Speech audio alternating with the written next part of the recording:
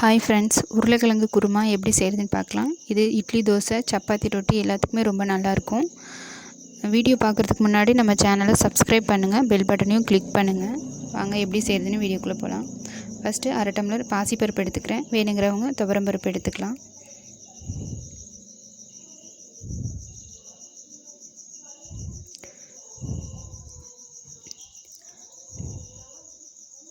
இப்போ இதை நல்லா கழுவிட்டு எடுத்துக்கலாம்.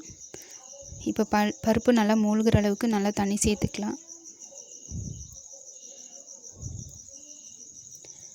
இப்போ இதுக்கு கூட நான் 2 உருளைக்கிழங்கையும் சேர்த்துக்கிறேன்.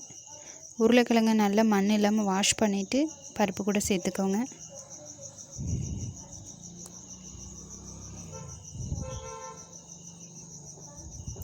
இப்போ 1/4 டீஸ்பூன் சின்ன சீரகம் சேர்த்துக்கலாம். 1/2 டீஸ்பூன் மஞ்சள்தூள் சேர்த்துக்கலாம். இப்போ குக்கர் மூடி போட்டுட்டு 2 விசில் வச்சு எடுத்துக்கலாம்.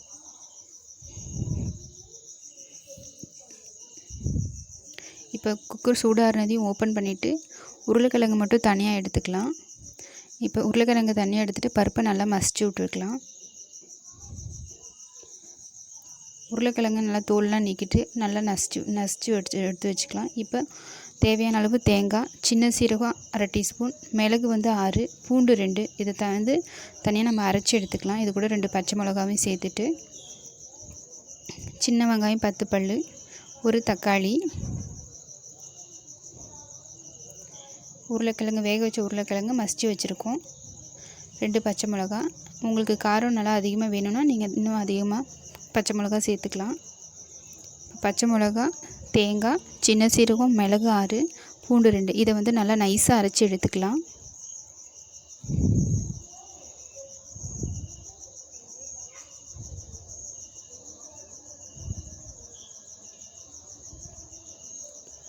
இப்போ ஒரு கடாயை சூடுபடுத்திக்கலாம்.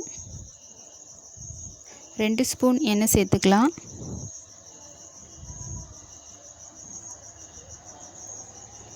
எண்ணெய் நல்லா காஞ்சதையும் கடுகு சேர்த்துக்கலாம். கடுகு பொரிஞ்சதையும் சின்ன வெங்காயம், கருவேப்பிலை சேர்த்து நல்லா வதக்கிக்கலாம்.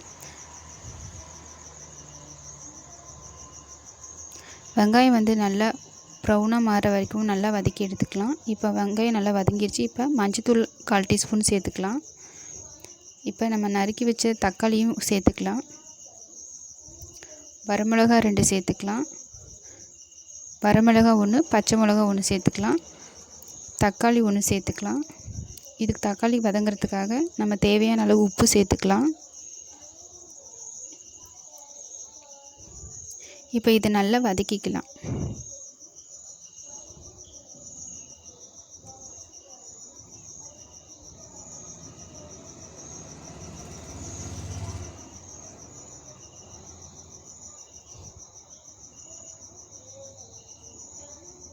இப்போ தக்காளி நல்லா வதங்கினது பிறகு நம்ம வேக வச்ச உருளைக்கிழங்கு சேர்த்துக்கலாம். நசிச்சு வச்சுருக்க உருளைக்கிழங்கு சேர்த்துக்கலாம்.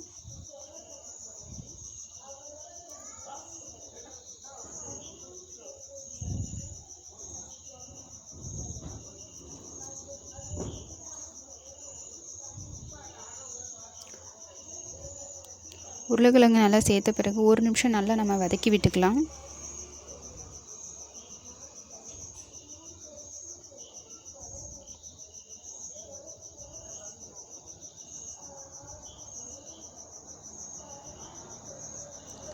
இப்போ நல்லா வதக்கி விட்டாச்சு. இப்போ நம்ம வேக வச்ச பருப்பு இது கூட சேர்த்துக்கலாம்.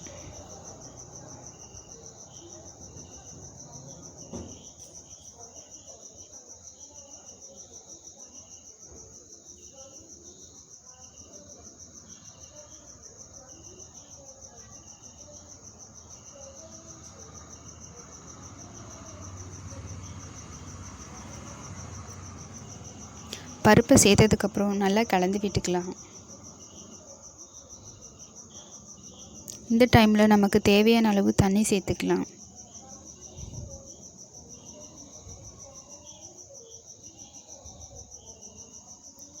தண்ணி சேர்த்ததுக்கப்புறம் உப்பு தேவையான அளவு பார்த்துக்கோங்க. உப்பு தேவையான அளவு சேர்த்துக்கோங்க.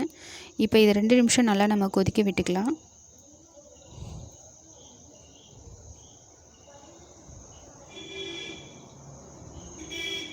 இப்போ 2 நிமிஷம் நல்லா கொதிச்சிருச்சு. நம்ம அரைச்சி வச்ச தேங்காவையும் இது கூட சேர்த்துக்கலாம்.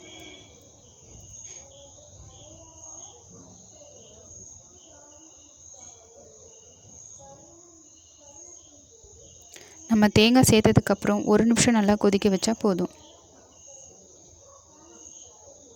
தேங்காய் சேர்த்ததுக்கப்புறம் நல்லா கலந்து விட்டுக்கலாம்.